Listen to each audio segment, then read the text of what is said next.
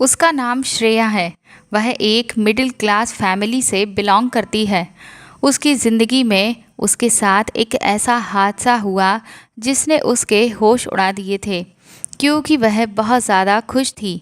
और वह खुश इसलिए थी क्योंकि उसकी शादी तय हो गई थी और उसके लिए शादी की खुशी बहुत बड़ी खुशी थी। उसकी शादी के दिन करीब आ रहे थे। सारे ही लोग उसकी शॉपिंग कर रहे थे। घर के सारे लोग उसकी शादी से बहुत खुश थे और खूब जमकर उसकी शादी की तैयारियां हो रही थीं। सब लोग उसे कह रहे थे कि उसका पति उसे बहुत प्यार करेगा और वो ससुराल में खुश रहेगी। लेकिन उसके साथ कुछ ऐसा हुआ जिसके बाद श्रेया को ऐसा लगा कि वह ससुराल में खुश रहना तो बहुत दूर की बात, ससुराल में कुछ दिन गुजार ले वही उसके लिए बहुत होगा। क्योंकि श्रेया के साथ कुछ ऐसा हुआ था जिससे उसका पति शादी की पहली रात को उसे घर से बाहर निकाल देता और श्रेया को डाइवोर्स दे देता। उसकी सारी खुशियां चकनाचूर हो चुकी थीं। उसके घर में उसकी बुआ का बेटा था। उसका नाम ऋषभ था। ऋषभ देखने में बहुत स्मार्ट था। हमेशा श्रेया ने उसे भाई की नज़र से ही देखा था, हालांकि वह उसका सगा भाई नहीं था। ऋषभ ज़्यादातर उससे या किसी और से भी बात नहीं करता था, सिर्फ अपने काम से ही काम रखता था। घर के सारे ही लोग उसकी बहुत इज्जत किया करते थे क्योंकि वह बहुत मेहनती था और वो भी श्रेया के घर वालों की इज्जत किया करता था, बड़ों का आदर सम्मान किया करता था और लड़कियों से नज़र झुकाकर बात किया करता था। इसलिए श्रेया को उम्मीद नहीं थी कि वह उसके साथ कुछ ऐसा कर देगा जिससे उसकी पूरी ज़िंदगी ही तबाह हो जाएगी। क्योंकि कुछ लोग शक्ल से जैसे होते हैं, अंदर से बिल्कुल भी वैसे नहीं होते। आखिर ऋषभ ने उसके साथ ऐसा क्यों किया? आखिर उसकी ऐसी क्या मजबूरी थी? ये सब कुछ आपको इस कहानी में हम ज़रूर बताएंगे ताकि आपको भी पता चले कि श्रेया किस दर्द से गुजर चुकी है। उसकी हल्दी की रात ऋषभ ने उसकी इज्जत खराब कर दी थी। उसने उसके साथ ज़बरदस्ती करने की कोशिश की और जब ऋषभ ने उसे बेहाल कर दिया तो उसने श्रेया की कमर पर सिगरेट से कुछ लिख दिया था जिसे वह देख नहीं सकी थी और उसे बहुत तकलीफ़ हो रही थी। शादी की पहली रात जब उसके पति ने उसे देखा तो उन्होंने उसके साथ अपनी मोहब्बत जाहिर की। फिर पति ने उसकी कमर पर वह शब्द लिखे हुए देखे थे जिसे पढ़कर उसके होश उड़ गए थे और वह रोने लगा था। पिछले कुछ दिनों से घर में बहुत ज़्यादा शोर मचा हुआ था क्योंकि श्रेया की शादी की तैयारी चल रही थी। उसका रिश्ता उसके पापा ने ही अपनी मर्जी से लगवाया था। जिसके साथ उसकी शादी हो रही थी उसे उसके पापा ने खुद ही पसंद किया था। वह श्रेया को भी बहुत पसंद आया था और सब लोगों को ऐसा लगता था कि वह उसके घर में बहुत खुश रहेगी। वह उसके लिए बहुत परफेक्ट है। वह भी अपनी शादी से खुश थी। घर की सारी लेडीज़ मार्केट शॉपिंग करने के लिए गई हुई थीं। रोज़ाना ही कुछ ना कुछ खरीदारी हो रही थी। पापा और भैया तो काम पर होते थे। उसकी बड़ी दीदी पिछले कुछ दिनों से उसके घर पर रहने के लिए आ गई थीं क्योंकि उनके छोटे छोटे बच्चे थे। इस वजह से वह बाजार का काम नहीं कर सकती थीं।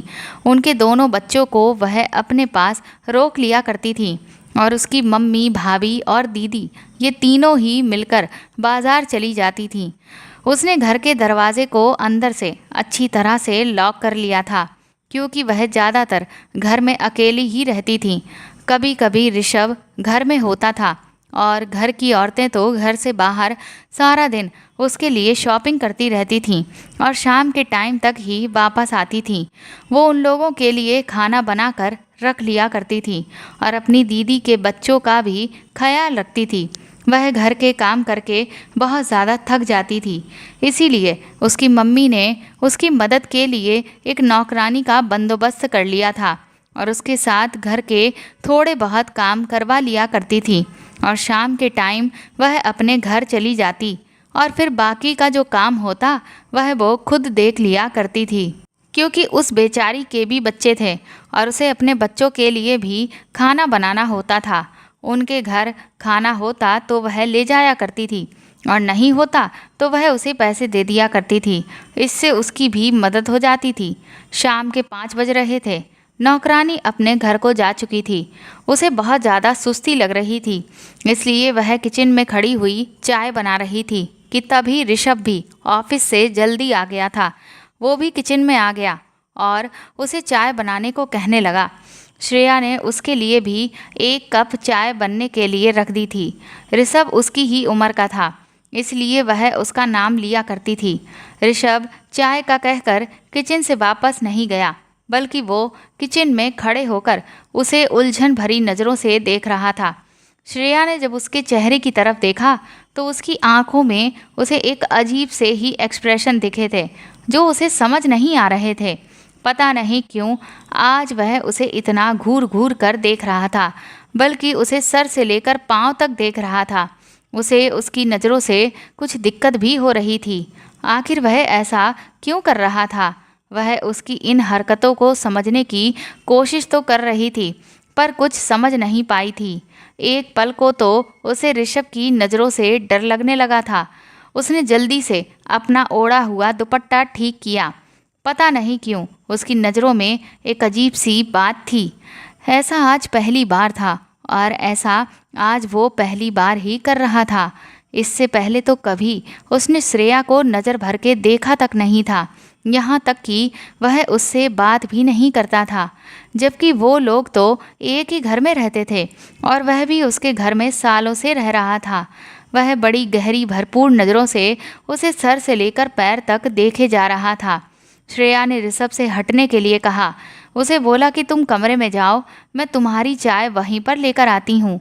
वह अपने कमरे में चला गया, मगर श्रेया ये सोचने पर मजबूर हो गई थी कि आज न जाने ऋषभ को क्या हो गया है। चाय बन जाने के बाद वह ऋषभ के कमरे में चाय लेकर चली गई तो वह सामने ही बेड पर लेटा हुआ था। उस टाइम उसने खाली जीन्स पहनी हुई थी, बल्कि ऊपर से तो उसने शर्ट भी नहीं पहना हुआ था। उसे इस हालत में देखकर उसने अपनी नज़रें झुका ली और वह शर्मिंदा सी हो रही थी। वो चाय की ट्रे लेकर वापस जाना चाहती थी, मगर अचानक ही ऋषभ ने उसका हाथ पकड़ लिया और उसे अपने पास बैठा लिया। वह उसकी इस हरकत को समझ नहीं पाई थी। उसकी आज की हर बात उसे बहुत अजीब लग रही थी। ऊपर से ऋषभ का उसे देखने का स्टाइल उसे डर फील करा रहा था। पिछले कुछ दिनों से वह नोटिस कर रही थी कि ऋषभ की हालत बहुत अजीब सी हो गई थी। वह हर टाइम गुमसुम सा रहता था और पता नहीं कहाँ पर खोया खोया रहता था। घर में वह कभी कभी पापा के साथ बातचीत कर भी लिया करता था, लेकिन अब तो वह उनसे भी कोई बात नहीं करता था। ऑफिस से आते ही फौरन अपने आप को कमरे में बंद कर लिया करता था। जब खाने का टाइम होता तो खाना खा लिया करता, या फिर कभी कभी तो उन्हें ही उसे बार बार उसके कमरे से खाना खाने के लिए बुलाना पड़ता था।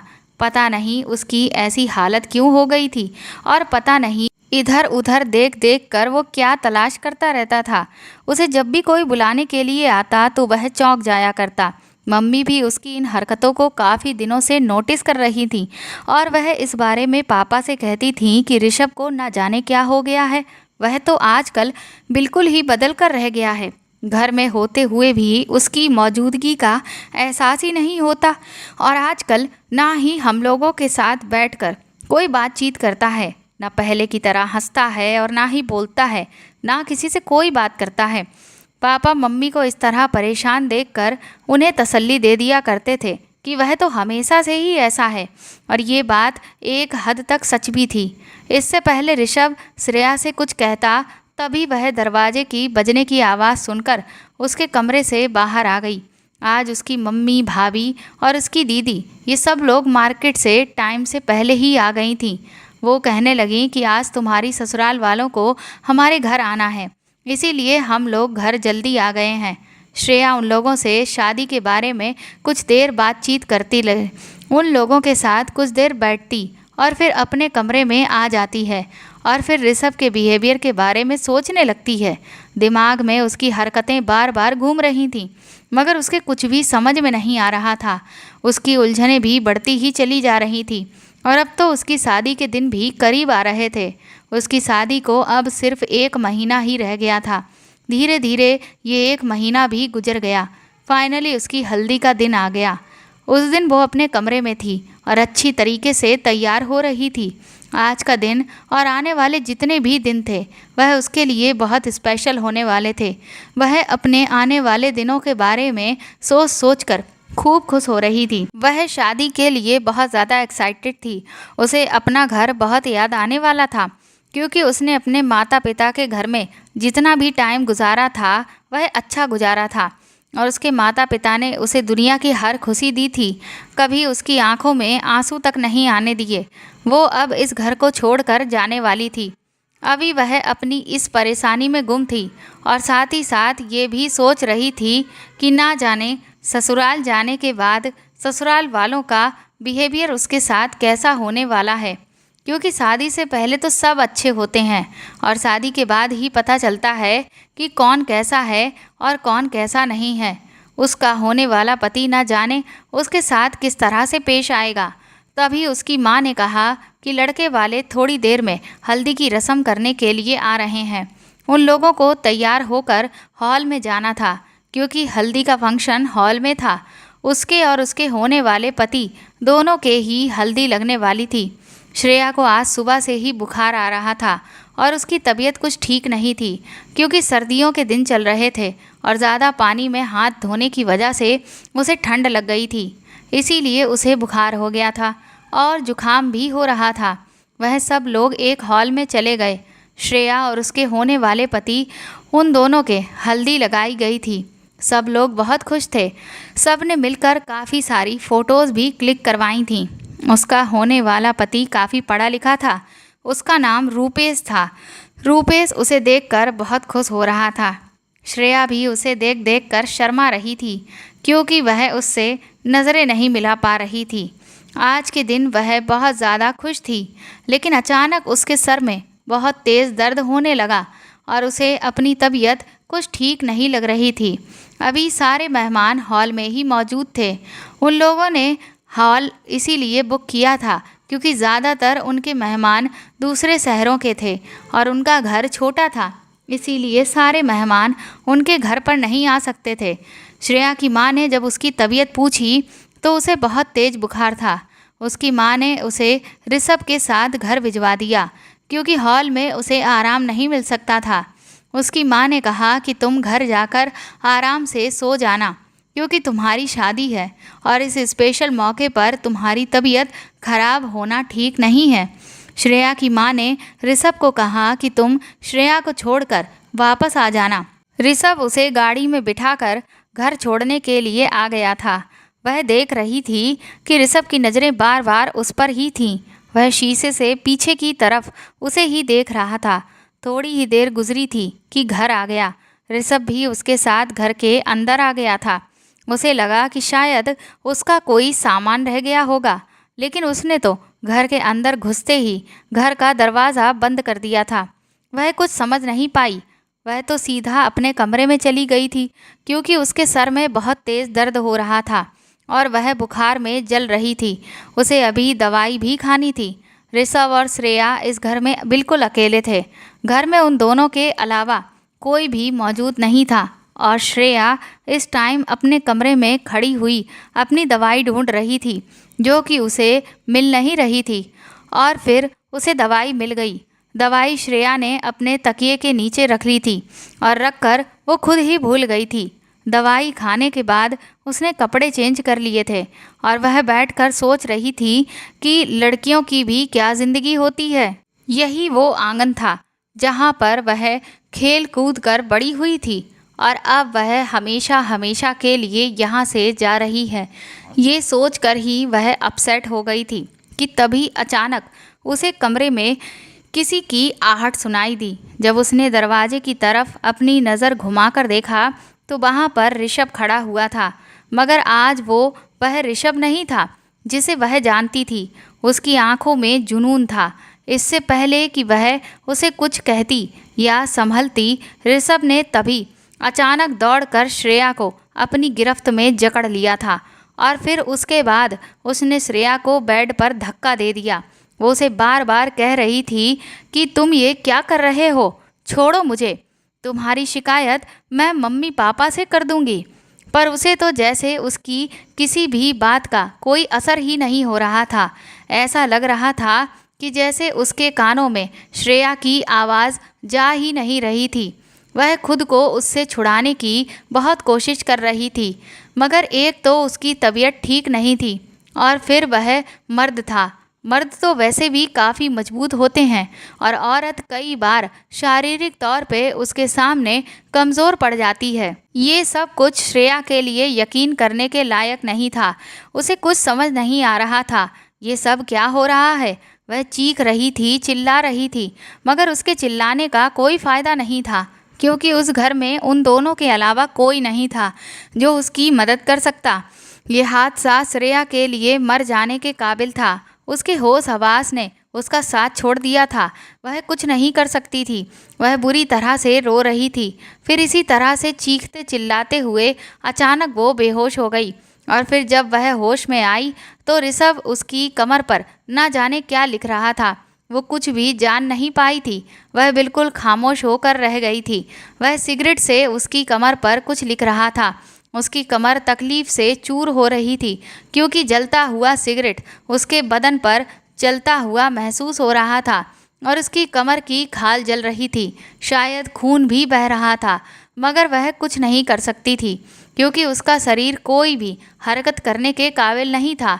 अब उसे ऐसा लग रहा था जैसे किसी ने उसके शरीर के अंदर से जान ही निकाल दी हो। वह बिल्कुल बेजान थी। वह कभी सोच भी नहीं सकती थी कि ऋषभ उसके साथ ऐसा कर सकता है। वह बुरी तरह से सिसक रही थी, रो रही थी, तड़प रही थी, मगर जल्दी ही उसने अपने आंसू पोंछ लिए और खुद पर काबू कर लिया, क्योंकि अगर इस बारे में किसी को भी पता चल गया तो उस पर क्या मुसीबत गुजर चुकी है तो ना जाने क्या हो जाएगा और उसकी बदनामी अलग हो जाएगी। अब तो उसकी शादी होने वाली थी और उसमें बहुत ज़्यादा समय भी नहीं था और उसके पेरेंट्स अलग परेशान हो जाएंगे। श्रेया ने खुद को बड़ी मुश्किल से संभाला और बिस्तर पर जब वह लेटी तो उसकी कमर में बहुत दर्द हो रहा था। तभी बाहर सब लोगों के बोलने की आवाज़ें आ रही थीं। ऋषभ तो उसके कमरे से जा चुका था।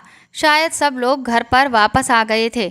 उसने जल्दी से अपने आंसू पोंछकर अपने आप को नॉर्मल किया और थोड़ी देर के बाद श्रेया की मम्मी और दीदी उसके कमरे में आ गईं। जब उसकी मम्मी ने उसका चेहरा देखा तो वो हैरान रह गईं और बिना कहे ही वो समझ गईं कि उसे ज़रूर कोई परेशानी है। उन्हें ये भी लगा था कि उसकी तबीयत खराब है, उसकी हालत इस वजह से ऐसी हो रही है। उन्होंने उसका चेहरा अपने हाथों में थाम लिया। उन्होंने कहा, क्या बात है, क्या तुम्हारी तबीयत ज़्यादा खराब हो रही है? श्रेया खुद को संभालते हुए बोली, मैं बिल्कुल ठीक हूँ, मैंने दवाई खा ली है। तभी उसकी मम्मी ने उसे गले से लगा लिया और कहने लगी, अगर तुम आने वाले समय की वजह से परेशान हो तो फिक्र मत करो, तुम टेंशन मत लो, सब कुछ ठीक हो जाएगा। तुम अपने दिमाग पर किसी तरह की टेंशन सवार मत करो। वो उसे और भी कई तरह की तसल्ली देकर गई थी, लेकिन श्रेया का दिमाग तो कहीं और ही उलझा हुआ था। वह अपनी शादी को लेकर जितना एक्साइटेड और खुश थी, उसकी सारी खुशियाँ और एक्साइटमेंट पूरी तरह से ख़त्म हो गई थी। वह दिल ही दिल में अपनी मम्मी से कहने लगी, मम्मी, आपको नहीं पता कि मेरे दिल पर क्या गुजर रही है। मेरी ज़िंदगी कितनी बड़ी मुश्किल का शिकार हो गई है। अगर आपको अपनी बेटी की तकलीफ़ के बारे में पता चले तो शायद आपका दिल धड़कना ही भूल जाए कि आपकी बेटी के साथ आपके ही घर में कितना बड़ा जुल्म हो चुका है।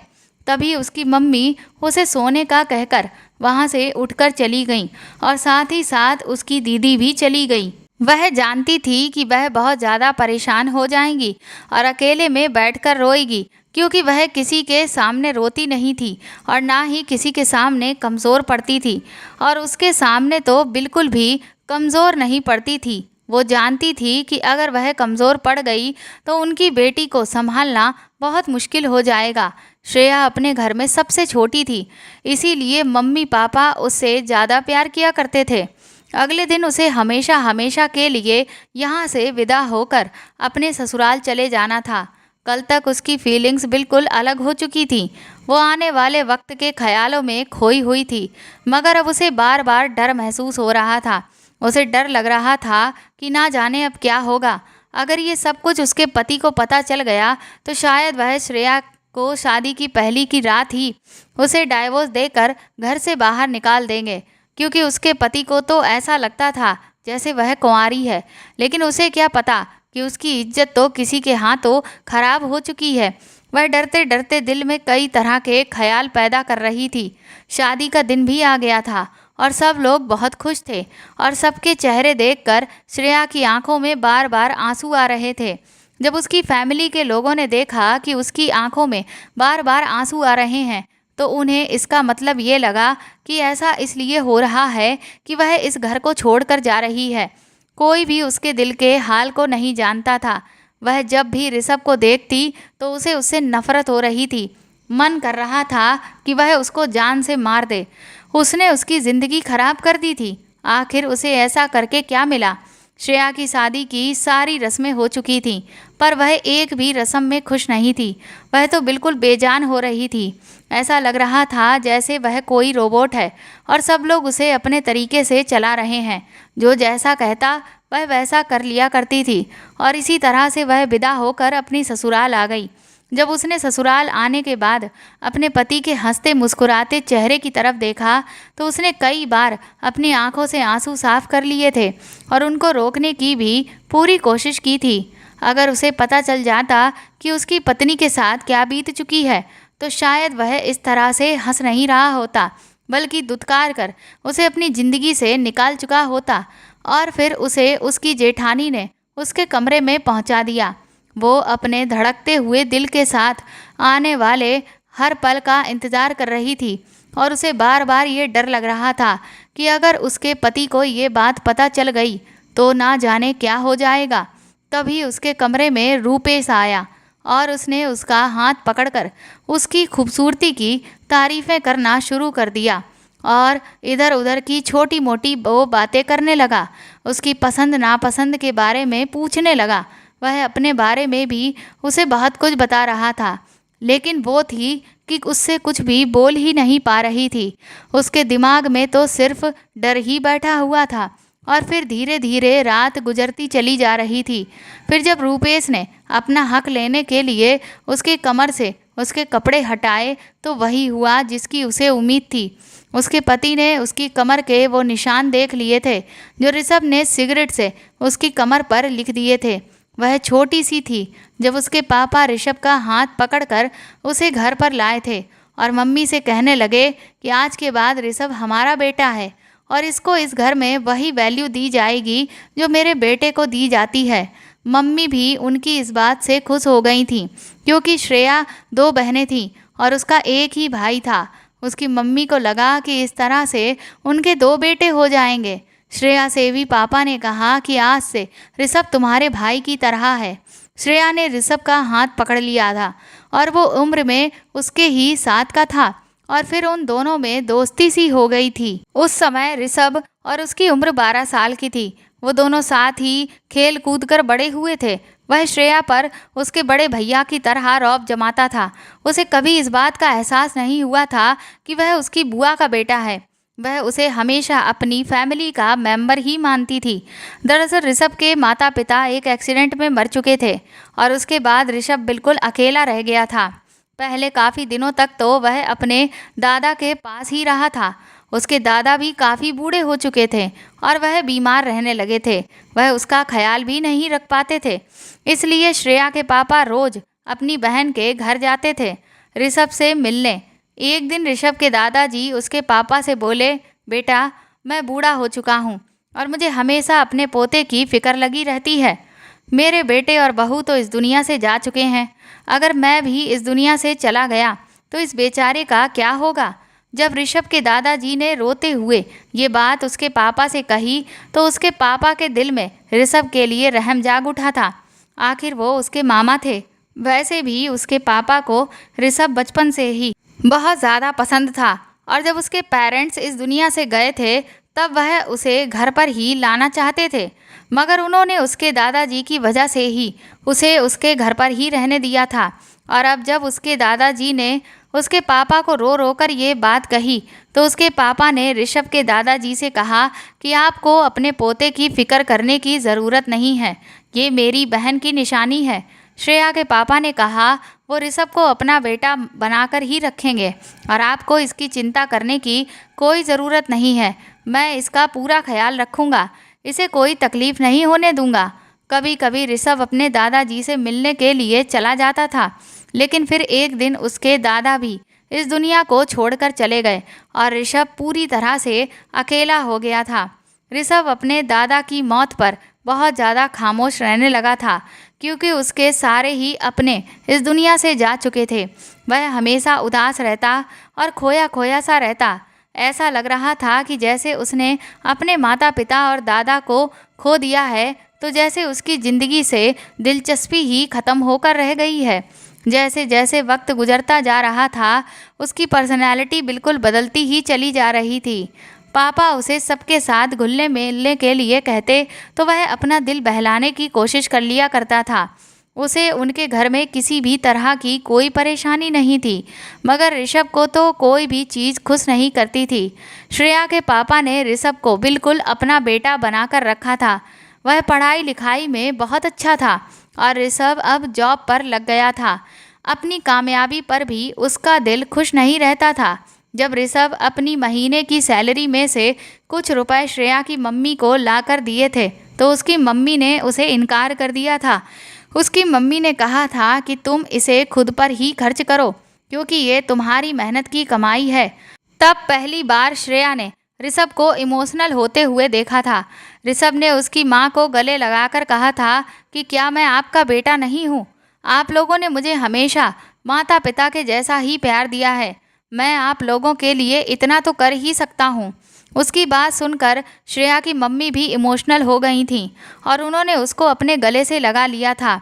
ऋषभ अपनी सैलरी में से कुछ रुपए हर महीने श्रेया की माँ को दिया करता था और ऋषभ के दिए हुए उन रुपयों को भी श्रेया की मम्मी बहुत ही अच्छे से संभाल कर रख दिया करती थी। दरअसल श्रेया की मम्मी ऋषभ के उन पैसों को ऋषभ की शादी के लिए अच्छे से संभाल कर रख रही थी। वो हमेशा यही कहती थी कि इन पैसों से ऋषभ की शादी होगी। वो बोलती थी कि मेरे पास सब कुछ है, लेकिन ज़िंदगी और मौत का कोई भरोसा नहीं है। अगर हम लोग नहीं रहे तो फिर उस बेचारे को संभालने वाला कौन होगा? बुरे वक्त में शायद उसका जुड़ा हुआ पैसा ही उसके काम आ जाएगा। उन दिनों ऋषभ बहुत खुश रहने लगा था। उसके चेहरे पर हर वक्त मुस्कुराहट रहने लगी थी। ये देखकर श्रेया हैरान रह गई थी कि इतना सीरियस रहने वाला इंसान भी इतना ज़्यादा खुश रहने लगेगा। उसे इस बात का आइडिया नहीं था। और फिर कुछ टाइम गुजरा तो दोबारा से ऋषभ का बिहेवियर पहले के जैसा ही हो गया था। वही सीरियसनेस और अकेलापन, बल्कि अब तो वह पहले से भी ज़्यादा सीरियस हो गया था। वह इतना ज़्यादा खामोश रहने लगा था कि उसकी सीरियसनेस से श्रेया को डर महसूस होने लगा था। उन दिनों श्रेया का भी रिश्ता लग गया था, लेकिन जब ऋषभ को ये बात पता चली कि उसकी शादी किस लड़के के साथ हो रही है, तो वो लड़का ऋषभ को पसंद नहीं आया था और उसने उसके पेरेंट्स से कह दिया था कि श्रेया की शादी यहाँ पर मत करो। उसकी बात सुनकर श्रेया के मम्मी पापा तो हैरान रह गए थे, लेकिन ऐसा क्यों? इस बात का ऋषभ के पास कोई जवाब नहीं था। ऋषभ ने कहा कि मैंने सुना है कि वो लड़का बहुत कम पैसे कमाता है। इस बात पर पापा ने गहरी सांस ली और कहा कि बेटा, मैं इसको अच्छी तरह से जानता हूँ और इसकी अच्छी जगह पर नौकरी लगी हुई है। ये कोई इतनी बड़ी भी बात नहीं है। लड़के का फैमिली बैकग्राउंड बहुत अच्छा है और हमारी श्रेया वहाँ पर बहुत खुश रहेगी। श्रेया ने भी जब अपने होने वाले पति की फ़ोटो देखी तो वह भी उसे बहुत पसंद आया था, मगर ना जाने क्यों ऋषभ को इस बात पर बहुत ऐतराज़ हो रहा था। मम्मी पापा ने जहाँ से भी रूपेश के बारे में पता करवाया तो हर जगह से उन्हें यही सुनने को मिला कि लड़का बहुत अच्छा है। और श्रेया के मम्मी पापा ने ऋषभ से कहा कि तुमको रूपेश को लेकर कोई गलतफहमी हो गई होगी। ऋषभ ने उस दिन के बाद से बिल्कुल भी इस रिश्ते के बारे में अपनी कोई एडवाइस नहीं दी थी। वह बिल्कुल गुमसुम होकर रह गया था और अब जब शादी से एक दिन पहले उसने श्रेया के साथ ये सब कुछ किया तो श्रेया के लिए ये सब किसी भी तरह से बर्दाश्त करने के काबिल नहीं था। जब उसके पति ने उस रात उसकी कमर देखी तो वह ऊंची ऊंची आवाज़ में रोने लगा था। श्रेया तो उसका रोता हुआ देखकर घबरा गई थी और जब पलटकर उसने उसे देखा तो वह बहुत बुरी तरह से रो रहा था। श्रेया ने उससे बहुत पूछने की कोशिश की मगर वह कुछ भी बताने के लिए तैयार ही नहीं था। न जाने उसे किस बात का गम था जो उसे रुला रहा था। श्रेया की कमर पर ऐसा क्या लिखा हुआ था कि जिस वजह से उसकी हालत ऐसी हो गई थी। तभी उसके पति ने उससे कहा कि तुम सो जाओ और इस बारे में किसी से कुछ भी मत कहना। वो उसके उलझे हुए बिहेवियर पर हैरान और परेशान रह गई थी और रात भर यही सोचती रही कि मैं तो समझती थी कि मेरे पति को बहुत गुस्सा आएगा मगर उसका रोना तो उसकी समझ से ही बाहर था और वो यही सब कुछ सोचते सोचते ना जाने कब गहरी नींद में चली गई। उसे कुछ पता ही नहीं चला। शादी के अगले दिन जब उसकी सास ने उसे उसके पति के साथ उसके मायके भेज दिया तो वहां जाने के बाद वो ऋषभ का सामना नहीं करना चाहती थी। इसलिए श्रेया सीधा अपने मम्मी पापा के कमरे में चली गई।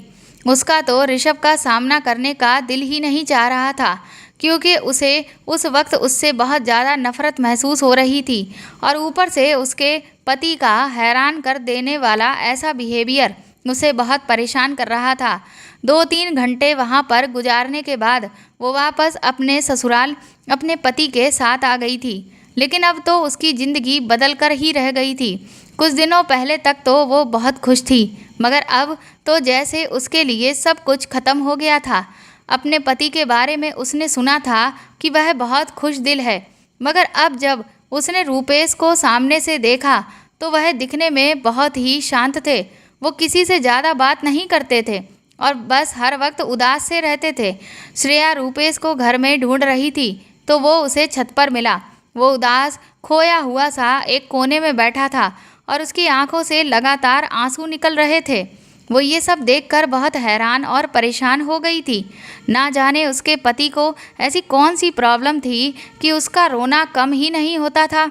जब भी वह श्रेया को देखता था तो प्यार से उसके बालों को सहलाता था क्योंकि उसकी आंखों में श्रेया के लिए इतनी ज़्यादा इज्जत होती थी जिसे देखकर वो नज़रें चुराने लगती और सोचने लग जाती कि अगर उसे सच पता चल गया तो ना जाने वह मेरे साथ क्या करेगा।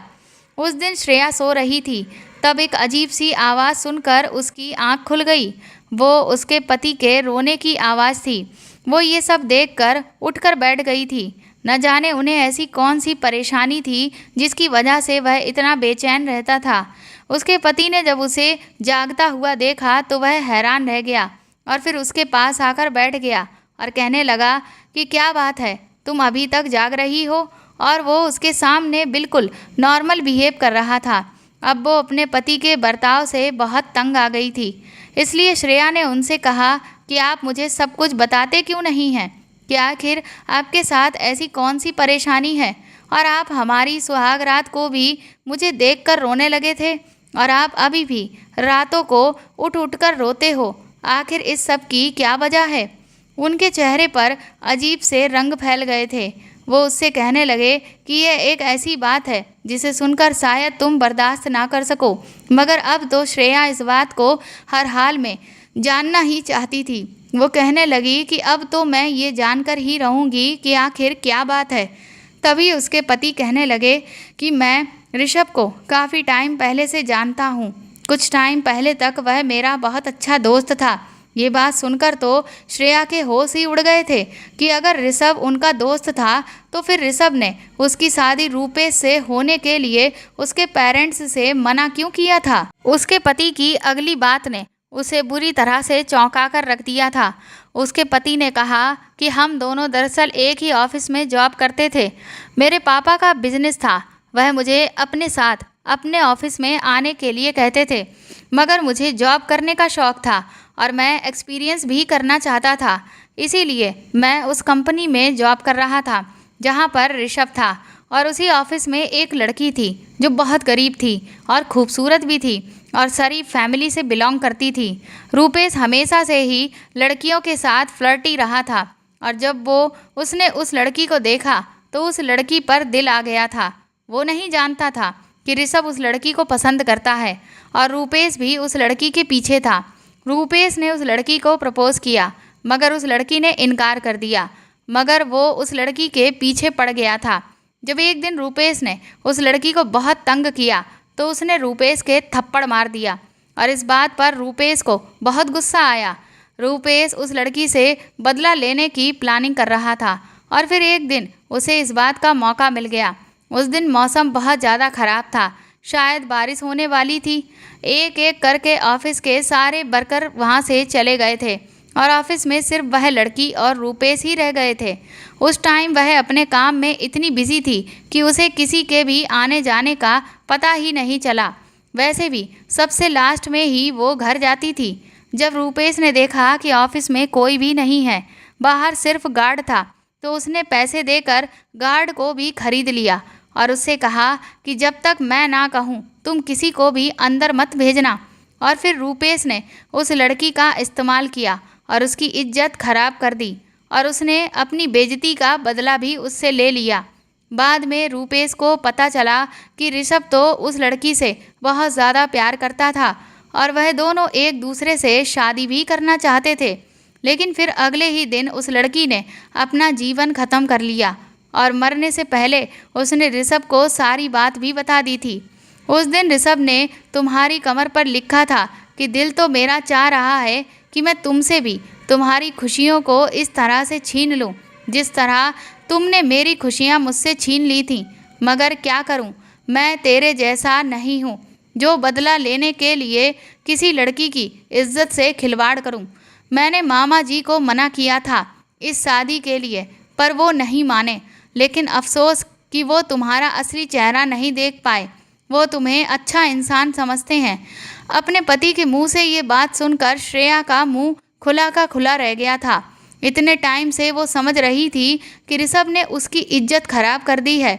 इसका मतलब ये था कि उसे गलतफहमी हुई थी और उसकी इज्जत बिल्कुल सुरक्षित है। मगर श्रेया को अपने पति से अब इस बात की बहुत बड़ी शिकायत थी कि उन्होंने एक लड़की की ज़िंदगी सिर्फ खराब ही नहीं की, बल्कि उस लड़की ने उनकी वजह से अपनी जान भी ले ली थी।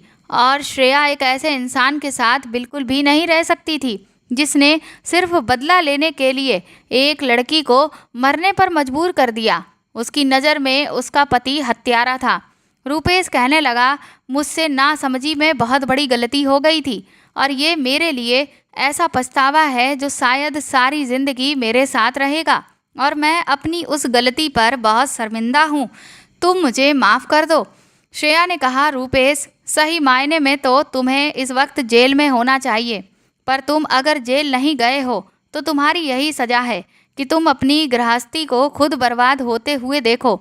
श्रेया ने कहा रूपेश से कि मैं ऐसे इंसान के साथ नहीं रह सकती जिसने एक लड़की की इज्जत के साथ खेलने से पहले एक बार भी नहीं सोचा और उस लड़की को मरने के लिए मजबूर किया। श्रेया उसी वक्त अपने पापा के घर वापस आ गई। उसने अपने मम्मी पापा को सारा सच बताया और कहा कि आपने रूपेश को जैसा समझा था वो बिल्कुल भी वैसा नहीं है। अगर आप ऋषभ की बात मान जाते और थोड़ा और अच्छे से जांच पड़ताल करते तो शायद आपको उसका असली चेहरा पता चल जाता, या ऋषभ से ही जोर डालकर आप पूछते, पर आपने उसकी बात को भी वैल्यू नहीं दी। अगर ये बात ऋषभ ने ना कहकर भैया ने कही होती तो क्या आप तब भी इग्नोर कर देते? ऋषभ ने तो आपको दिल से अपना मान लिया, लेकिन आप लोग उसे पूरी तरह से अपना नहीं मान पाए। श्रेया के मम्मी पापा ने ऋषभ से माफ़ी मांगी और वो अपनी गलती पर काफ़ी शर्मिंदा हुए। उनकी लापरवाही की वजह से ही आज उनकी बेटी की गलत लड़के से शादी हो गई थी। पर श्रेया के पापा ने अपनी गलती सुधारने का फैसला किया और फिर श्रेया का रूपेश से तलाक करवा दिया और श्रेया के लिए दूसरा लड़का ढूंढने की जिम्मेदारी श्रेया के पापा ने अब ऋषभ और श्रेया पर ही छोड़ दी है। अब उन्हें शादी की कोई जल्दी नहीं है। श्रेया ने बीटेक में एडमिशन ले लिया है और उसने सोचा है कि वो फ़िलहाल अपने करियर पर ध्यान देगी और जब कोई ऐसा इंसान उसे मिलेगा जो उसे अच्छा लगेगा, जिसे देखकर उसे लगेगा कि वो उसके साथ ज़िंदगी बिता सकती है, वो तब ही शादी के बारे में सोचेगी। ऋषभ भी अपनी नौकरी में बिजी है और अब वो भी सबसे बात करने लगा है। घर में और अपनी ज़िंदगी जीने लगा है। दोस्तों, बदला लेने के लिए किसी लड़की की इज्जत से खिलवाड़ करना, उसे जीवन छोड़ने के लिए मजबूर करना अपराध है। शादी का फैसला बहुत सोच समझ कर लें, अपने करियर पर ध्यान दें।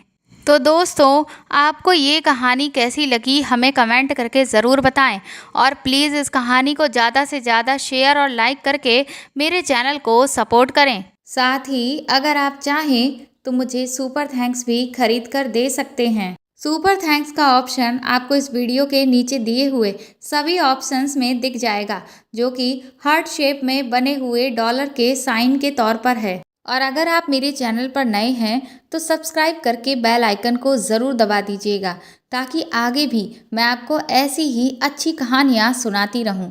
Thank you.